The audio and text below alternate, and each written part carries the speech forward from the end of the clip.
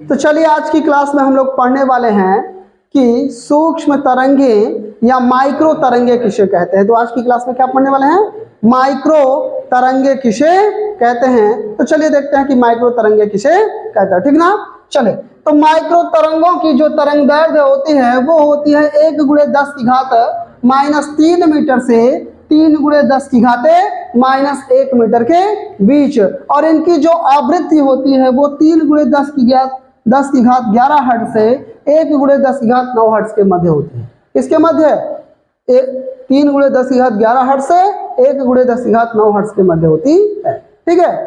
तो अगर इन्हें परिभाषित करना होगा तो कैसे परिभाषित करेंगे, तो क्या कहेंगे, वे तरंगे जिनकी तरंग दैर्ध्य 1×10⁻³ मीटर से, किससे, 1×10⁻³ मीटर से 3×10⁻⁻1 मीटर के मध्य होती है, तथा आवृत्ति 3×10⁻11 हर्ट्ज से 1×10�9 हर्ट्ज के मध्य होती है। माइक्रो तरंगे या सूक्ष्म तरंगे कहलाती हैं। कौन सी तरंगे कहलाती हैं, माइक्रो तरंगे या सूक्ष्म तरंगे कहलाती हैं। बताइए भाई, सभी को समझ में आ रहा कि नहीं आ रहा, बताइए, समझ में आ रहा है, क्लियर है। चले आगे चलें।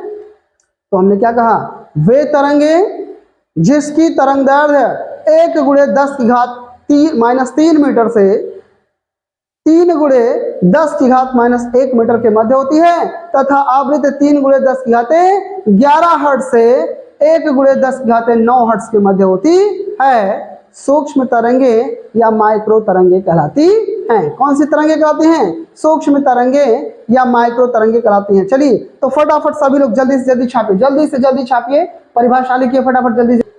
चलिए अब हम लोग देखते हैं कि रेडियो सूक्ष्म तरंगों का उत्पादन कैसे होता है, ये कैसे उत्पन्न होती है ना, ठीक है। ये जो है विशेष प्रकार की निर्वात वैद्युत दोलित्र, ठीक है, या दोलित्र धारा से उत्पन्न होते हैं, ठीक है। ये विशेष प्रकार की निर्वात में दोलित्र धारा से उत्पन्न होती है, ठीक है। किसमें, विशेष प्रकार की निर्वात में दोलित्र धारा से उत्पन्न होती हैं। किसमें, विशेष प्रकार की निर्वात में दोलित्र धारा से उत्पन्न होती हैं, या वैद्युत परिपथों में वैद्युत चुंबकीय दोलित्र से उत्पन्न होती है, ठीक है। तो क्या लिखेंगे, ये विशेष, हाँ, ये विशेष प्रकार के निर्वात में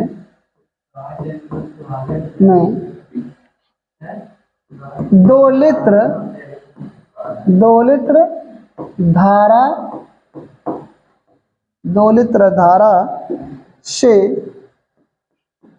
धारा से तथा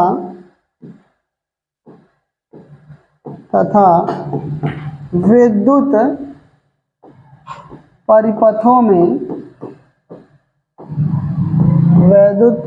में विद्युत चुंबकीय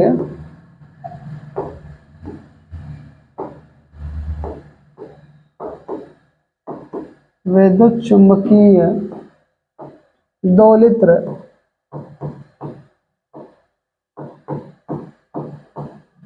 से उत्पन्न होती हैं। विद्युत चुंबकीय दोलित्र से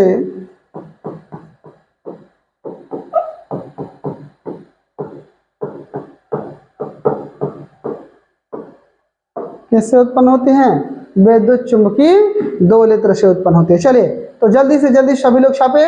इसके बाद इनका गुण पढ़ना है कि इनमें कौन कौन से गुण होते हैं ना। चले जल्दी जल्दी छापे, जल्दी जल्दी सभी लोग छापे।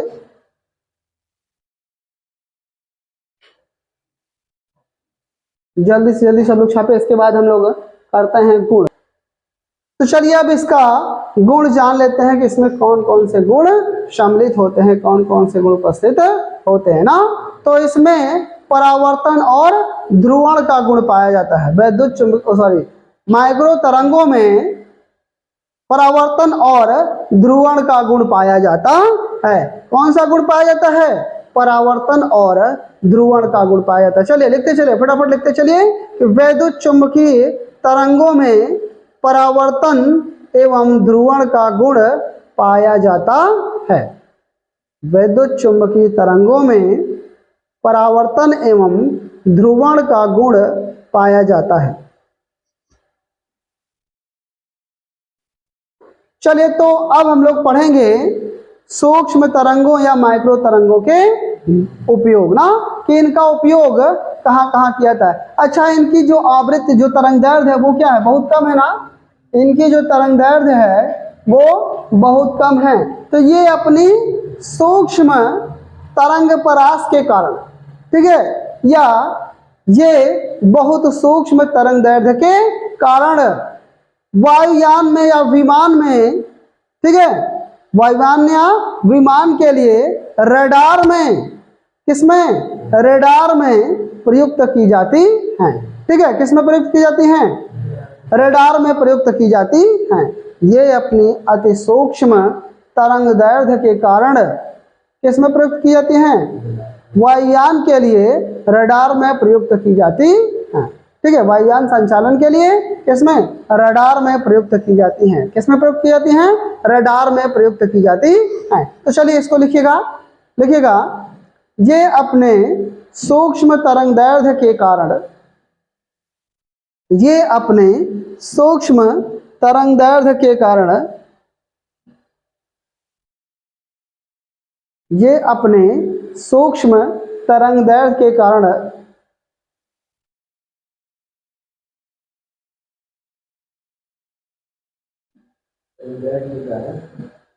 विमान संचालन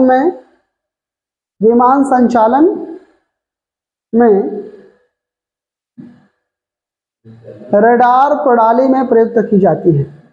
विमान संचालन में रडार प्रणाली में प्रयुक्त की जाती है। विमान संचालन में रडार प्रणाली में प्रयुक्त की जाती हैं।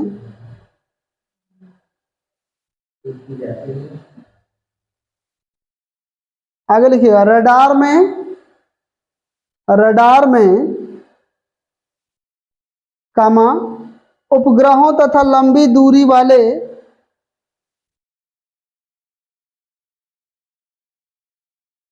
उपग्रहों तथा लंबी दूरी वाले बेतार संचार में, देखिए कितना एकदम चीप वर्ड है ये ना, बेतार संचार, बेतार मतलब बिना तार के ना।